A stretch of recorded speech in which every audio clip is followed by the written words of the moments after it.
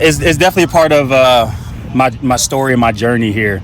You know, I try not to reflect too much of the past, but at the same time, I feel like everything I've been through here throughout my career has put me in the situation I am today, the person I am today, the leader, the player, and the experience that I have. So it's just really a blessing to be at the same place that drafted me 8 years ago. It's very rare to not only be playing this long in the league, but to be playing at the same place that drafted you. So no matter who's been in the building, players or coaches, I just try to always be consistent and exude who I am.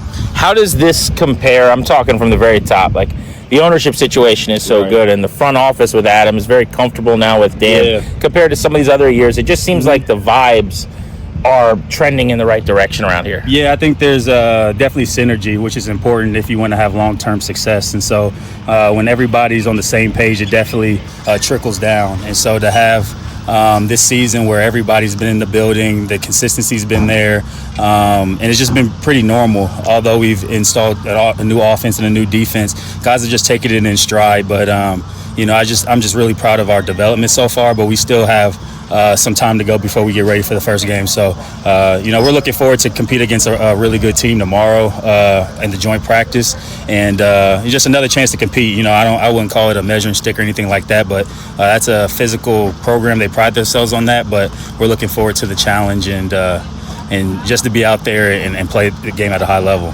Terry McLaurin on Grant and Danny here on The Fan. What's your take? Everyone kind of has their opinion, it seems like, on joint practices versus preseason games. Yeah. Looks like you'll end up getting like 3 snaps without a target. Right. But you got the work against Miami, which was 2 grueling hours, and then you've got tomorrow. Right. How does that work in replacing what used to be, the old guys will tell you, we played 4 preseason games for a quarter or 2? Yeah, I mean, I think it's just figuring out what works best for your team. So we kind of just trust DQ and the plan that they have for us. So whether that's preseason games, we're going to be ready for that.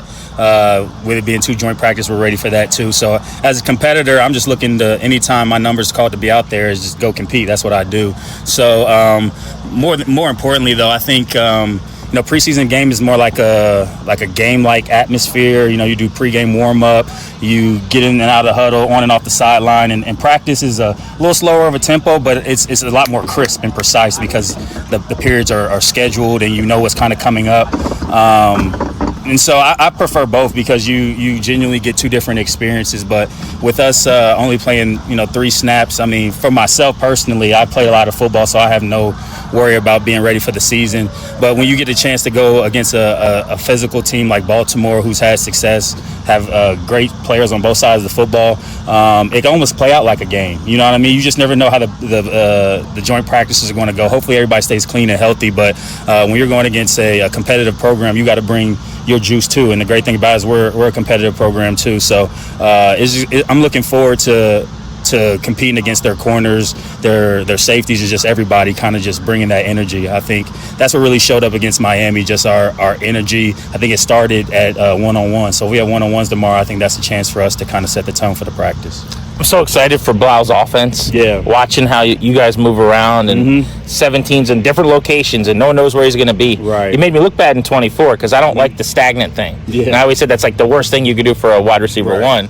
But then you ended up having this career year and balled out. So there's ways to make it work in Cliff style too. But out here, what have you felt as differences? What do you like about what Blough's doing?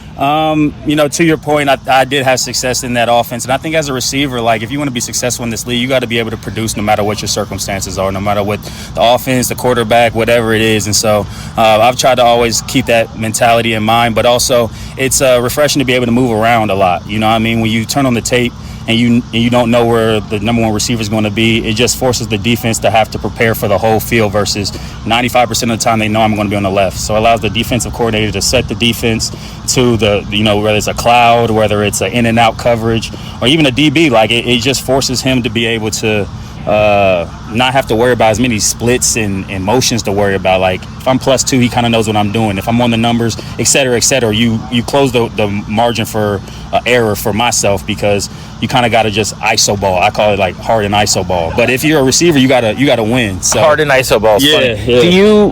Maybe it doesn't work as hurt you as much because you feel good about beating man. Right. But like, are there more free releases and stacks and stuff here? 100%. And I think kind of where we're at now is, you know, I'm at number one, I'm number two, I'm in a bunch, I'm in a stack, I'm motioning out, I'm motioning in. There's just so many other things that defense have to prepare for. And then the thing is like we could all do each other's jobs. I think that's the culmination of this offense. Like he's always said, make the same things look different and the different things look the same.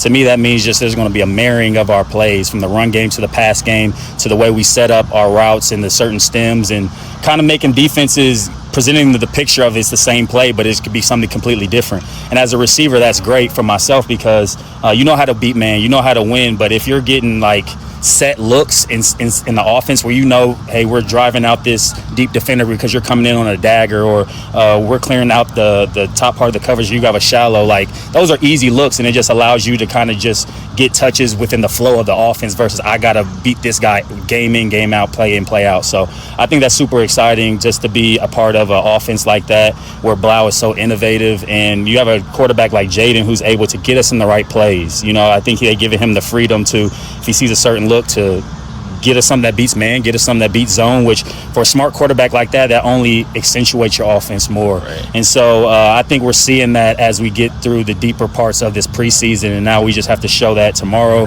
and then going into week one. Terry McLaurin with us on 106.7 The Fan. I asked a coach on another team when you guys signed Diggs, like what he thought of you guys together. He's like, he thinks you're the perfect complements. Yeah.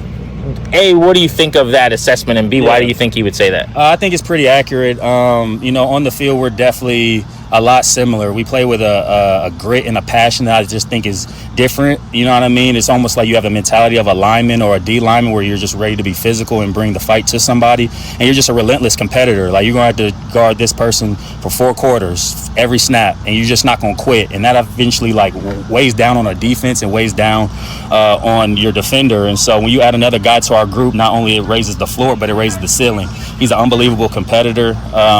He's played at the highest level. He's played in the Super Bowl and been an All-Pro. So similar to my career as well. You know what I mean? And we're here together. And he's a lot more vocal. I'm maybe a little bit more reserved off the field. But on the field, like, he's vocal in that way. And I'm kind of just like a different style of leader where I'm see things need to be said, then I say them kind of thing. And I think that piggybacks off of one another in the way that we kind of just bring our personalities to life. And at the end of the day, like, I think it's hard to guard 2 guys that you know who can win against man, who can win against zone, and then you put them on the same side. It's like you could cover underneath, but what happens deep? You can cover deep, but what happens underneath? I think it allows us to layer the field so much better when you have 2 guys that can play the slot, the outside, have vertical ability, and the win underneath. So it's been great having him here. I've definitely learned things from him. He's learned things from me, and I think it's going to be a really fun season with us together in the same room. I'm sure every position group is pretty tight, but the wide receiver room this year, to me, I don't remember seeing a position group like that. Even at the end of camp here, you guys have a little powwow, and I've talked to guys like Traylon. He talks about, like, I know that I'm competing with the guy, and I might get cut or he might get cut. But I said, what if you guys signed Diggs? This was a couple weeks ago. He's like, I love him too. You know? Is that a you thing? Like, who gets credit for that? Like, how did the room come together like that? I think it's a culmination, right? But being the leader of the room, I've always tried to introduce a very open environment. You know what I mean? Like, I don't think I'm the only voice in that room. It's not what Terry says goes. It's not what Bobby says goes. It's not what Dre says goes. And I think we got to give credit to Bobby because he allows us to take ownership of the room. He coaches us. He's making sure we're on the details, but it's our room. And I said at the beginning of the camp, you know, all these guys, and including myself, we're competing for a spot. We're competing for our position to be one of the best on the team. You know what I mean? I genuinely did believe that before we even added Diggs. And so when you add him, it adds everybody's level, has to take a step up. And it's just really cool to be a part of a group where guys are so unselfish. I think it starts with unselfishness, but also the competition that's in that room is extremely high. We're all happy for each other. Like, you go out there and we making plays. I'm happy for Trey. I'm happy for Jalen. I'm happy for Deami. I could go down the list. You know what I mean? I think we're all trying to make a career in living for our family. So there's no hating in our room. It definitely starts with the leadership in that. And then the competition is what we do. I truly always believe, like, the receiver set the tone and the tempo for practice. When we're making plays, it gives the quarterbacks more confidence. They don't have to be as perfect. They know we can make plays whether the ball's perfect or not. And, you know, it's just been a fun room to be a part of. I think what's the most fun is we have great top end talent, but we have unbelievable depth as well. We trust guys 1 through 7, however many we keep, that could go in there and make plays for us, and that's what makes it a really fun room, especially in an offense where Jaden's going to throw the ball around. A couple of moments left with Terry McLaurin on 106.7 The Fan. Mm-hmm. Last year, just the demeanor, seeing you out here happy again. Yeah. That's not like even at camp, it's business. You got to do what you got to do. Mm-hmm. But I'm sure that wasn't fun for you. You're right. Do you look back at last year with like a bad taste in your mouth, or did you already flush it because you've had 6 that weren't like it and 1 like that? How do you view last year? I just view it as a chapter in my story where everything doesn't necessarily go as you plan, and that's just life. But I leaned a lot on my faith during that time. I had a lot of support in this building and outside of the building. So I know who I am and I know what I bring to the table. I think that's the great thing about growing as a human being and just learning from your experiences. And I just thank God that He allowed me to sustain myself going through all that, because it's not an easy process to go through. But at the same time, I'm extremely happy that the way it worked out, because this is where I want to be. So had you had a year like that, even I'd imagine not obviously as a pro, but high school, college, like ever, where it was just like, just felt like whatever could go wrong did? Yeah, I mean, I've been through my share of adversity, on and off the field. And what I've learned is you just got to continue to keep your eyes on God, to be honest. I try not to keep my eyes on my circumstances, because your circumstances change, but the Lord never changes. And so that's what really grounds me. And again, I'm just really comfortable in who I am as a person and a leader. And I know what I bring to the table. I know what I bring to this building. So, the business sometimes doesn't always marry perfect together, but as long as you get on the same page, I think that's what's most important. Obviously, we both learned that we rather would have got it done sooner, but I'm here, and that's in the past. So I have no hard feelings about it. I've definitely moved on, and it's exciting to be in a new season where you can put that stuff behind you. All right, last thing, looking ahead to this season then, do you set statistical goals for yourself? Because as a receiver, it's such a dependent position. Right. You can't, if you don't get there, it might not be your fault. How do you kind of lay your season out in front of you before it starts? Yeah, I think to your point, I've kind of had benchmarks in the past, but again, I think the receiver is the most dependent position on the football field, and so I just try to go out there, and my first goal is just to try to stay healthy. I think I've been doing a great job of just taking care of my body. As you get deeper in part of your career, you kind of have to, it's still a Lamborghini, but you got to warm it up a little longer. So I get here a little earlier than I even did previously, get a good warm up in so I could come out here and start flying around. And so, I just think that's really where I'm at. Appreciate the time. Have a great season. No, I appreciate you.